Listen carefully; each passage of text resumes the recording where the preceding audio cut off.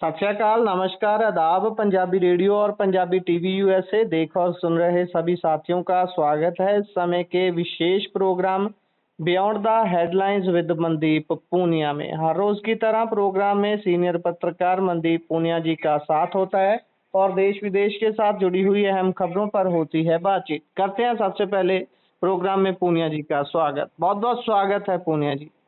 जी नमस्कार, सत श्री अकाल, आदाब। नमस्कार, सत श्री अकाल, आदाब। रुख खबरों का करते हैं सबसे पहले। हर रोज की तरह अंतर्राष्ट्रीय स्तर पर जो उथल पुथल हो रही है बात उसकी करेंगे। अमेरिका एक बार दोबारा से बोल रहा है कि ईरान ने शर्तें नहीं मानी तो दोबारा से जंग होगी। जंगबंदी टूटने का कोई है खदशा? देखिए, 21 अप्रैल का जो टाइम है वो तय किया गया है। ये क्योंकि 21 अप्रैल को सीज फायर की जो जो शर्त थी, पहले जो पहला समझौता हुआ था, तो वो खत्म भी हो रहा है। और अमेरिका और ईरान 21 अप्रैल को खत्म हो रहे सीज फायर से पहले समझौते के करीब पहुंच रहे हैं। ये अमेरिकन मीडिया भी दावा कर रहा है, इंटरनेशनल बाकी यूरोपियन मीडिया भी दावा कर रहा है। तो वो एक आसार दिख रहे हैं। बात शुरू करते हैं, बात यहाँ से शुरू करते हैं कि अमेरिका ने ईरान को चेतावनी दी है। उन्होंने कहा है कि अगर उनकी जो पीस डील है वो नहीं मानी तो फिर से जंग शुरू हो सकती है। अमेरिका के जो डिफेंस मिनिस्टर हैं पीट हेगसेथ, उन्होंने कहा है कि ईरान के पास समझौता करने का मौका है, लेकिन अगर उसने इस मौके को ठुकराया तो अमेरिका दोबारा से मिलिट्री ऑपरेशन जारी रखेगा। तो उन्होंने इशारा किया कि भाई जो अमेरिकी फोर्सेज हैं वो पूरी तरह तैयार हैं और किसी भी समय कॉर्बेट ऑपरेशन शुरू कर सकती हैं। तो हेगसेथ ने ये भी कहा कि अमेरिकी जो मिलिट्री है वो डोनाल्ड ट्रंप के आदेश का इंतजार कर रही है और निर्देश मिलते ही कार्रवाई शुरू की जा सकती है।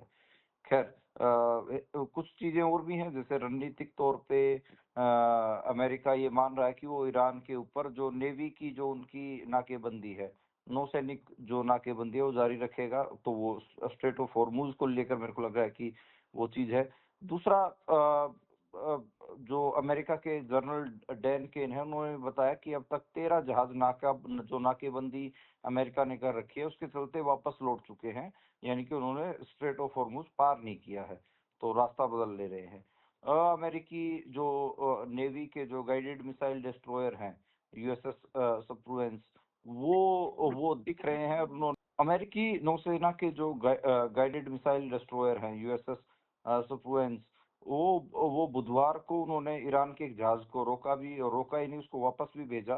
तो वो दिख रहा है कि जो वहां पर नाकेबंदी है उस इलाके में तो है अमेरिका की।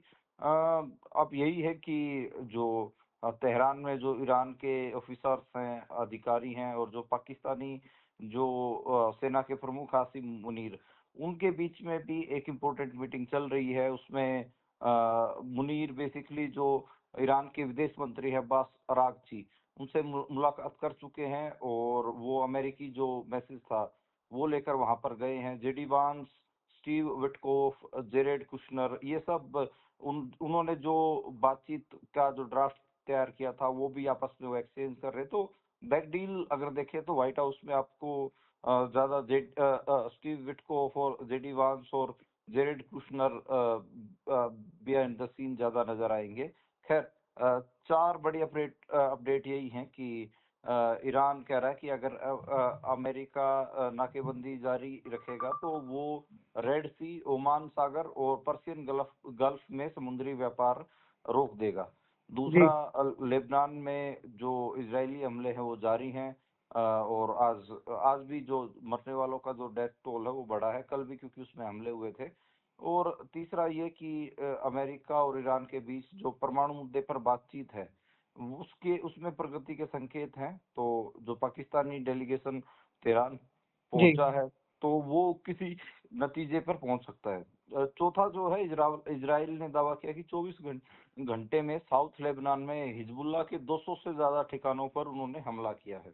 खैर, ट्रंप ने पाकिस्तानी प्रधानमंत्री और आर्मी चीफ की तारीफ भी की है कि वे हमारे लिए डील ब्रेक कर रहे हैं। लेकिन ये एक बात की संभावना ये भी है कि ईरान जो अभी जिस बात के लिए अड़ा हुआ है कि लेबनान में सीज फायर हो, आज रात को ही सीज फायर हो, तो ये खबर भी निकल कर आ रही है कि लेबनान में आज रात तक सीज फायर लागू होने की संभावना है, और इसको इजरायली मीडिया भी मान रहा है कि व्हाइट हाउस की तरफ से इजराइल के ऊपर प्रेशर है कि भाई आप लेबनान में, साउथ लेबनान में जो कुछ कर रहे हो उसको बंद करो। खैर, तो लेबनान में आप विजुअल्स जो देख रहे हैं, जो बहुत ऐसे भयावह हैं, पुल डिस्ट्रॉय करने वाले, बिल्डिंग डिस्ट्रॉय करने वाले, वो सब लेबनान के आ रहे हैं। जी। तो खैर, देखते हैं कि होता क्या है। ईरानी आर्मी चीफ हैं, वो भी कह रहे हैं देश के लिए खुद को कुर्बान करने के लिए उनकी जो आर्मी है, ईरान आर्मी है, वो पूरी तैयार है। तो खैर, देखते हैं कि चीजें आगे कैसी चलती हैं, लेकिन अ, अ, मामला मेन तो वही है, लेबनान और इजराइल वाला जो पेच है ना, वो ज्यादा है। इवन लेबनान के जो राष्ट्रपति हैं, उन्होंने नेतन्याहू से बातचीत करने के लिए भी मना कर दिया है। जो जोसेफ ओन है, लेबनान के राष्ट्रपति, उन्होंने कहा है कि वो इजराइल से बात नहीं करेंगे, नेतन्याहू से बात नहीं करेंगे। तो वो भी एक बड़ी अपडेट है उस लिहाज से। जी। और इससे आगे बढ़ें तो आज जो सदन स्पेशल सेशन बुलाया गया है, वैसे तो ये एक्सटेंशन ही है उस बजट सेशन की, तो इसमें अहम बातें होनी थी। आज मोदी भी बोले हैं सदन में, क्या कुछ बातें हुई हैं? मोदी की बातों का जवाब प्रियंका गांधी के द्वारा दिया भी गया है। हाँ, यही है कि आप देखें तो जो पार्लियामेंट का स्पेशल सेशन बुलाया गया है, उसमें नरेंद्र मोदी मौजूद थे, अमित शाह भी थे, और प्रियंका गांधी भी बोली हैं। प्रधानमंत्री नरेंद्र मोदी कह रहे हैं कि जो महिला आरक्षण बिल से जुड़े हुए संशोधन है, उससे किसी भी उसके कारण जो परिसीमन होगा, उसमें किसी भी राज्य के साथ भेदभाव नहीं किया जाएगा। ये मोदी की गारंटी और वायदा है। विपक्ष इसका क्रेडिट ले रहा है, ले सकता है, मतलब ये भी कहा उन्होंने। देखिए, कल याद करिए कि अपोजिशन ने एक पोजीशन बनाई थी, पॉलिटिकल पोजीशन विपक्ष की ये है कि जो महिला आरक्षण बिल है, ये ठीक है, लेकिन परिसीमन बेसिकली साउथ इंडिया के सूबों को कमजोर करेगा। तो खैर, उसके खिलाफ इन्होंने बोला। अमित शाह ने भी कहा कि एक नैरेटिव गढ़ा जा रहा है कि 3 बिलों से साउथ के जो सूबे हैं, उनकी लोकसभा सीटें कम हो जाएंगी। उन्होंने कहा कि अभी 543 सीटों में साउथ इंडिया के जो सूबे हैं, उनके पास 129 सीटें हैं। परिसीमन के बाद ये बढ़कर 195 हो जाएंगी। तमिलनाडु की सीटें 39 से बढ़कर 59 होंगी। तो खैर, उन्होंने कहा कि नहीं, वहां की तो बढ़ेंगी, ये तो झूठ फैलाया जा रहा है। हालांकि प्रियंका गांधी ने नरेंद्र मोदी के ऊपर निशाना साधा। उन्होंने कहा कि पीएम कह रहे हैं कि उन्हें इसका श्रेय नहीं चाहिए। मैं कहती हूँ कि बार बार बैक आने वाले पुरुषों को महिलाएं पहचान लेती हैं, सावधान हो जाइए, नहीं तो पकड़े जाएंगे। खैर, यही है। ये जो 15 घंटे का इस पूरे इन बिलों के ऊपर चर्चा का समय तय किया गया है। 4 बजे कल शाम को वोटिंग होगी, और इसमें इस संशोधन में जो सबसे ज्यादा जो लोग जिसके ऊपर बहस कर रहे हैं, मेरे को लगता है कि जो कल सबसे ज्यादा बहस सुनने को मिलेगी, जो परिसीमन हो रहा है, जिसमें 850 सीटें करने का जो प्रस्ताव है, वो रहेगा। नरेंद्र मोदी ने जो आज स्पीच दी है, उसमें 4 बड़ी बातें तो यही हैं कि मैं क्रेडिट का ब्लैंक चेक दे रहा हूँ, मेरे को इससे राजनीतिक लाभ नहीं चाहिए। हालांकि प्रियंका ने उसका जवाब दे ही दिया था। तो वो आपको भी पता है कि नरेंद्र मोदी महिलाओं के मामले में ऐसे एकदम से, मुस्लिम महिलाओं के लिए ट्रिपल तलाक बिल वाले मामले में भी उन्होंने मुस्लिम महिलाओं के सेवियर जैसे अपनी छवि बनाने की कोशिश की थी। Same with this women reservation bill को लेकर भी वो ऐसा ही करने की कोशिश कर रहे हैं। उन्होंने भी कहा कि जिसको भी गारंटी चाहिए वो देता हूँ। अगर किसी तमिल में कोई शब्द तो उसे भी उसमें भी कहता हूँ कि हमारी नीयत साफ है, हमें शब्दों का खेल करने की जरूरत नहीं है। उन्होंने, कुछ लोग जैसे डीएमके के लोग थे, काले कपड़े पहन के आए आए थे, तो जी। उन्होंने कहा कि किसी अच्छे काम में नजर न लगे, इसके लिए काला टीका होता है। इसलिए मैं जो डीएमके के दोस्तों का धन्यवाद करता हूँ। आपका आप जो विरोध कर रहे हैं, काला कपड़ा पहन के आए, तो नजर के टीके जैसा है। और चौथा, उन्होंने कहा है कि महिलाओं को हक देकर प्रायश्चित कर रहे, वो ऐसा ऐसा नहीं है। और वो बेसिकली तो उनका जो सेवियर कॉम्प्लेक्स है, वो आज ज्यादा उभर के आया है। इसमें 3 जो संशोधन है वो लागू होंगे। खैर, परिसीमन के ऊपर यही है कि सवाल बहुत सारे हैं, लेकिन सरकार 2 दिन में निपटाना चाहती है। जी। इसमें जैसे अगर मैं बात करूं तो जैसे अखिलेश यादव ने भी यही बात कहा कि भाई आप मतलब इतना जल्दबाजी क्यों कर रहे हैं, ये महिला आरक्षण बिल ठीक है लेकिन इतना जल्दबाजी क्यों कर रहे हैं। उस पे नरेंद्र मोदी कहने लगे कि नहीं नहीं, अखिलेश यादव तो मेरे मित्र हैं और हमारी मदद करते हैं, ऐसा कुछ नहीं है। तो खैर प्रियंका गांधी ने अमित शाह के ऊपर निशाना साधा। उन्होंने कहा कि आपको देखकर चाणक्य भी चौंक जाते, तो जो चालाकियां कर रहे हैं, अगर आज चाणक्य जिंदा होते, इतने कुटिल आपने बात रखी है।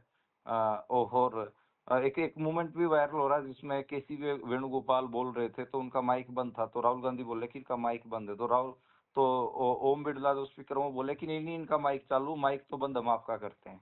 तो वो उसको उसको उसको लेकर भी काफी लोग कह रहे हैं कि देखो, खुद स्पीकर भी मान रहा कि राहुल गांधी का माइक बंद किया जाता है। तो खैर अपोजिशन पार्टियों ने हंगामा किया। पीएम जब बोल रहे थे तो उनको बोलने के लिए भी काफी काफी मशक्कत करनी पड़ी, लेकिन बाद में उन्होंने अपनी पूरी बात दी। अखिलेश अखिलेश यादव काफी मतलब एग्रेसिव थे आज वैसे। तो जी। यही है। इस देखते हैं कि इसके बाद होता क्या है। जो बीजेपी के सांसद थे उन्होंने आज सीढ़ियां, जो संसद की सीढ़ियां, पार्लियामेंट की सीढ़ियां, उन पे ऐसे सर झुकाया, ऐसे पूरे वो क्या बोलते हैं, ड्रामे करके वो अंदर गए हैं। तो खैर जी, अब 2 दिन आपको फुल इसके ऊपर बहस दिखेगी। बिल्कुल, बिल्कुल। और इससे अगर आगे बढ़ें तो मज़दूरों ने जिस तरीके से आंदोलन किया है उत्तर प्रदेश और हरियाणा में, चलो हरियाणा में तो बात आसानी से मानी गई, उत्तर प्रदेश में थोड़ी हिंसा हुई, उसके बाद बात मानी गई। लेकिन मज़दूरी जो बढ़ाई गई है वो अब भी राष्ट्रीय औसत औसत से कम है। और मैं कुछ रिपोर्ट्स भी देख रहा था, ये उत्तर प्रदेश से जो सामने आ रही हैं, वहाँ पर नोएडा में लोगों को नाजायज ही उठाया जा रहा है। कोई बोल रहा है कि मैं अपने काम पे जा रहा था, मुझे रूम से अरेस्ट कर लिया, ऐसे लोगों को अरेस्ट किया जा रहा है। लोग अब थानों में जाकर मांग कर रहे हैं भी भाई हमें हमारा बच्चा बता तो दो कहाँ पर है, हमारे दोस्त कहाँ पर हैं, भाई कहाँ पर हैं, कम से कम यही पता चल जाए कि हाँ वो थाने में है, सुरक्षित है, नहीं हम और कहीं ढूंढे।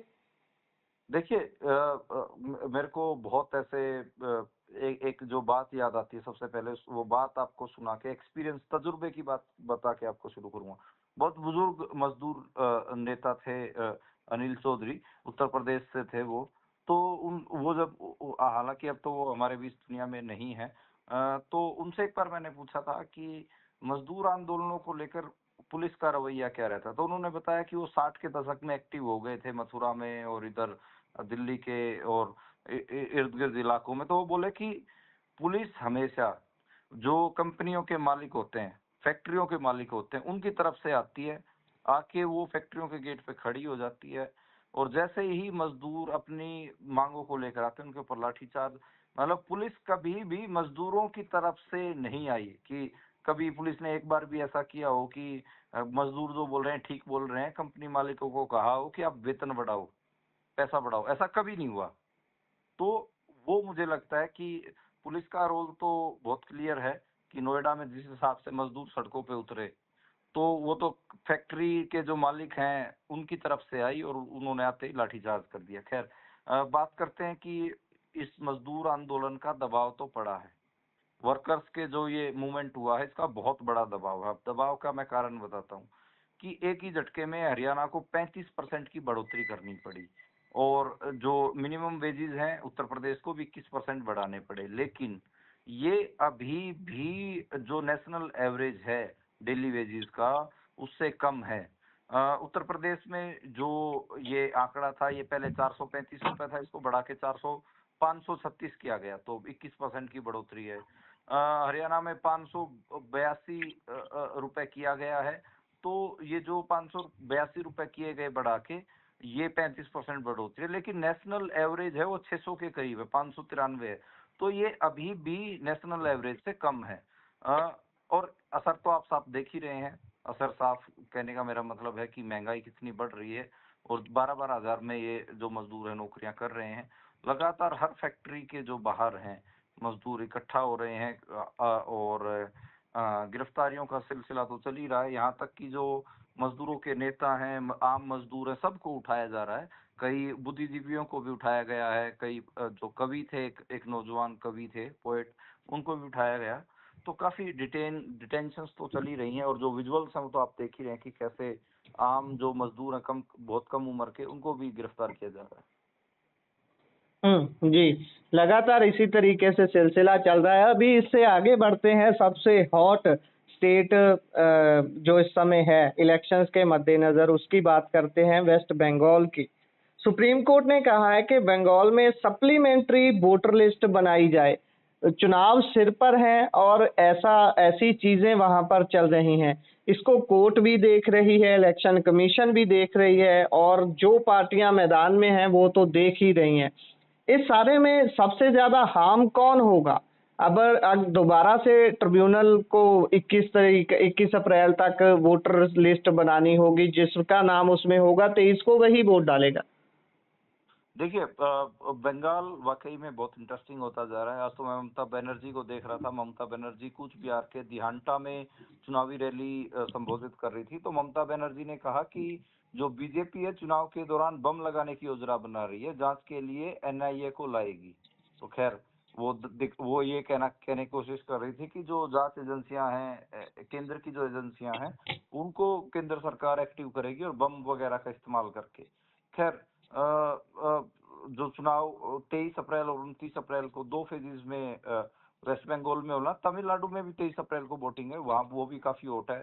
तमिलनाडु में तो आज वैसे जो परिसीमन है उसके खिलाफ डीएमके ने, एम के स्टालिन ने आंदोलन छेड़ ही दिया है। आज आपने वो विजुअल देखे होंगे कि उन्होंने काले कपड़े पहना के काली झंडी दिखाई है और कहा है कि सुबह में हर जगह जाओ और इसके ऊपर आंदोलन करो। वहां पर जो टीवी के तमिलगा वेट्री कजगम जो पार्टी बना रखी है, उसमें जो एक्टर है, वहाँ के एक्टर विजय, तो उन्होंने भी आज अपना ऐलान किया। उन्होंने कहा कि 6 फ्री सिलेंडर देंगे, 60 से कम उम्र की महिलाओं को 2500 रुपए देंगे, शादी के समय 8 ग्राम सोना देंगे, सिल्क की साड़ी देंगे। तो काफी वो भी ऐसे पॉपुलर जो वायदे हैं, पॉपुलर जो चीजें हैं, वो अनाउंस कर रहे हैं। देखिए, जो ये आप वोटर लिस्ट का बात बोल रहे हैं सुप्रीम कोर्ट में, तो यही बात है कि भाई इतने सारे लोगों के नाम काटे गए हैं, तो क्या वो वोट डाल पाएंगे या नहीं डाल पाएंगे। तो उसमें आज यही बात बोली गई है सुप्रीम कोर्ट की तरफ से कि जिनके नाम काटे गए हैं, अगर वो ट्राइब्यूनल में ऑब्जेक्शन लेके चले जाते हैं और उनके ऑब्जेक्शन को अगर एक्सेप्ट कर लिया जाता है, तो फिर वो 23 को वोट डाल सकते हैं। लेकिन लिस्ट 21 अप्रैल तक तैयार हो जानी चाहिए। तो काफी मतलब कॉम्प्लेक्स है ये प्रोसेस। आम लोग जिनके वोट कट गए हैं वो पता नहीं कैसे करवा पाएंगे। हमारे एक दोस्त हैं रिजबुल, यहाँ चंडीगढ़ में, वो पंजाब यूनिवर्सिटी की मेस में काम करते हैं, मेस वर्कर हैं वो बेसिकली। वहाँ पर लोग बच्चों को खाना बना के खिलाते हैं। आज वो ट्रेन लेकर बंगाल रवाना हुए हैं। तो जाते हुए मेरे को बोल बोल के गए, भैया पता नहीं मेरा वोट बचा होगा बी या नहीं बचा होगा। जा तो रहा हूँ कि वोट डालने की उम्मीद में, लेकिन मेरे को मुश्किल ही है कि मेरा वोट बचाओ। तो ऐसे भी लोग हैं जो रोजी रोटी कमाने के लिए यहाँ आए हुए थे, उनका नाम हटने का, क्योंकि वो मुस्लिम है, तो बड़ा खतरा है। बंगाल में तकरीबन 12% नाम हटे हैं, तो काफी काफी बड़ा नंबर है। खैर, यही है। देखते हैं कि बनता क्या है। और तृणमूल कांग्रेस लगातार चुनाव आयोग के ऊपर भी और बीजेपी के ऊपर भी हमलावर तो दिख ही रही है। जी, बिल्कुल, बिल्कुल। और इससे अगर आगे बढ़ें तो राज्यसभा चुनाव में क्रॉस वोटिंग करने वाले 5 एमएलए सस्पेंड कर दिए हैं। हरियाणा में ये फैसला लिया गया है। आप पिछले महीने पहले ही आपको पता हो कि हरियाणा में जो वोटिंग हुआ था राज्यसभा का, जी, उसमें जी। कांग्रेस के एमएलए क्रॉस वोट करके बीजेपी के कैंडिडेट को वोट डाल के आ गए थे। उसमें शैली चौधरी थी, रेनू बाला, मोहम्मद इलियास, मोहम्मद इजराइल, जरनैल सिंह जो रतिया से हैं, उनको आज सस्पेंड किया गया है। और जो कांग्रेस के कैंडिडेट थे वो हारते हारते बचे थे। खैर, कोई भी जो कैंडिडेट है, वो पहले तो उन्होंने गोल वोल की, 2 विधायकों ने मान लिया कि हाँ जो एक्शन लिया गया वो मंजूर है। जो जरनैल सिंह है वो कह रहे हैं कि उनके साथ धक्का हुआ है, उनकी सुनवाई नहीं हुई है। और शैली चौधरी और कई विधायकों ने तो फोन भी नहीं उठाया। हालांकि 4 विधायक ऐसे भी हैं जिन्होंने अपनी वोट को कैंसिल किया है। तो उनके ऊपर देखते हैं कि उनके ऊपर भी कोई कार्रवाई होगी या नहीं। लेकिन आज कांग्रेस की जो हाईकमान है उसने बड़ा फैसला लिया है। और आप देखिए कि जीते हुए उनके एमएलए हैं वो भी कांग्रेस के खिलाफ मतलब वोटिंग करते रहते हैं। जी, बिल्कुल, बिल्कुल। इससे आगे बढ़े तो श्री बागेश्वर धाम को विदेशी धन प्राप्त करने के लिए केंद्र ने मंजूरी दे दी है। हाँ, बिल्कुल, जो बागेश्वर वाला बाबा है उसको जो फ़ॉरेन फंडिंग है उसके लिए एफसीआरए का पंजीकरण दे दिया गया है। अब वो दूसरे देशों से आने वाली जो धनमाया है उसके लिए पात्र हैं। वो 29 साल के हैं और आप लगातार उनको देखते हैं कि कैसे जो माइनॉरिटीज़ हैं उनके खिलाफ ज़हर घोलते रहते हैं और कई जगह पे उन्होंने आश्रम भी बना लिए हैं। पहले तो छोटा-मोटा उनका आश्रम होता था, अब दुकान बहुत छोटी थी तो वो कम पिक्सेल्स की वो वीडियोज़ उनकी देखते हैं तो दुकान उनकी बहुत बड़ी हो गई है। लोग आपत्ति कर सकते हैं कि आप किसी बाबा को ऐसे उसको ये क्यों बोल रहे हैं कि उसकी दुकान बड़ी होगी। दुकान इसलिए बड़ी हो गई है क्योंकि आप देखेंगे कि वो जिस हिसाब से अंधविश्वास फैलाते हैं। देखिए 2 चीज़ है, अगर किसी भी धर्म की थियोलॉजी के ऊपर आप जाएँगे तो उसमें देखेंगे उसमें कर्मकांड की और अंधविश्वास की बहुत कम जगह है। लेकिन ये जो बाबा लोग होते हैं सबसे ज़्यादा अंधविश्वास प्रीच करते हैं। ये दवाई देने जो बीमार लोग होते हैं उनको ठीक कर देने की बातें, किसी का भविष्य देख देने की बातें, उसके जीवन में चल रही समस्याओं को ठीक कर देने के लिए तंत्र-मंत्र ये पता नहीं क्या-क्या चीज़ें लोगों में फैलाते हैं। तो विरोध उस बात का है। और ये अपने आप में कोई धर्म भी नहीं है, कोई बाबा एक पूरा धर्म नहीं हो सकता, ठीक है? वैसे तो हिंदू धर्म की जो हायरार्की है, उसमें शंकराचार्य सर्वोच्च पद होता है। तो ये हुकूमत ने तो शंकराचार्य के साथ उनका तो इतना अपमान किया, बदतमीज़ी किया, केस में फँसा रहे हैं उनको, जेल तक भेजने की नौबत हो रखी है। और इधर जो ये फर्जी बाबा जिनको कोई ज्ञान नहीं है, शंकराचार्य के पास एक धर्म शास्त्रों का ज्ञान होता है, रिलीजन की जो फिलॉसफी है, उसपे उनकी पकड़ होती है, उनकी तो कोई नहीं सुन रहा और जो ये कर्मकांडी और अंधविश्वासी हैं, जो मुसलमानों के खिलाफ बयानबाज़ी करते रहते हैं, अल्पसंख्यकों के खिलाफ बोलते रहते हैं, उनको ये पूरा सपोर्ट कर रहे हैं, उनके लिए एफसीआरए फॉरेन फंडिंग का जुगाड़ सब कुछ कर दे रहे हैं। तो ये अपने आप में एक बात तो है और जो कि प्रॉब्लमैटिक है। इसलिए मैं कह रहा हूँ कि इसकी दुकान को अब सरकार चाह रही है कि बड़ी हो जाए, उसमें खूब सारा पैसा आए। बिल्कुल, बिल्कुल। और अमृतपाल सिंह एमपी अमृतपाल सिंह के खिलाफ पंजाब सरकार एक बार दोबारा से हाई कोर्ट पहुंची है। एनएसए वैसे खत्म होने वाली है। हाँ, ये बिल्कुल आप सही कह रहे हैं कि जो नेशनल सिक्योरिटी एक्ट है, एनएसए जो लगाया गया है अमृतपाल सिंह के ऊपर वो इसी महीने खत्म हो रहा है। वो खडूर साहिब से सांसद हैं। लेकिन उससे पहले ही खत्म होने से पहले ही Punjab and Haryana high court पहुंच गई है और सरकार ने अपनी पिटीशन में ये दलील दी है कि जो एनएसए है वो उसका पीरियड समाप्त होने के बावजूद उनको डिब्रूगढ़ जेल में ही रखा जाए। हालांकि इस मामले में दोपहर बाद मतलब इस मामले में आज दोपहर बाद सुनवाई होने के चांस थे, लेकिन मुझे लगता नहीं है कि कोई सुनवाई हो पाई है। तो कल एक बार इसके बारे में अपडेट मिलेगी। 22 अप्रैल को जो अमृतपाल सिंह के ऊपर एनएसए लगाया गया है, वो समाप्त हो रहा है, तो देखते हैं। पंजाब सरकार कह रही है कि हम बिल्कुल भी उन्हें पंजाब नहीं लेके आना चाहते, एनएसए बेशक से हटा दी जाए, लेकिन वो उनको पंजाब में ही रखा जाए। खैर अभी देखते हैं कि क्या क्या मामला रहता है। लेकिन मेरे को लगता है कि ये एनएसए भी दोबारा लगाने की वकालत करेंगे। तो यही है, कई बहुत सारे तर्क अपनी पिटीशन में दे रहे हैं। देखना होगा कि जो अमृतपाल सिंह के वकील हैं वो क्या तर्क रखेंगे कोर्ट में। तो कोर्ट की जब सुनवाई चालू होगी उसके ऊपर हमारी नज़र रहेगी और आपको ज़रूर अपडेट करेंगे। जी, इसी के साथ प्रोग्राम का समय यहाँ समाप्त होता है। आप जुड़ी जानकारियाँ साझा की, बहुत-बहुत धन्यवाद। धन्यवाद, धन्यवाद गुरप्रीत।